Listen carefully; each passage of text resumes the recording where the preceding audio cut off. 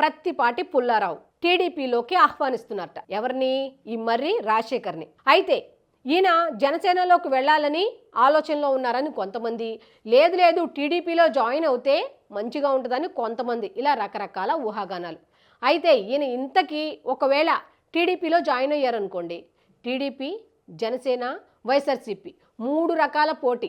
ఎందుకంటే ఆల్రెడీ విడుదల రజనీది మొన్న 2 కోట్ల విషయం బయటకు వచ్చింది. అందరూ అదే పనిలో ఉన్నారు, బయటకు తీసుకొచ్చే పనిలోనే. ఒక్కొక్కళ్ళు ఏమేం చేశారు అనే దాని మీద పెద్ద రీసెర్చే జరుగుతుంది. అన్నీ ఒక్కొక్కటి బయటకు వస్తున్నాయి కాబట్టి విడుదల రజనీది వచ్చింది.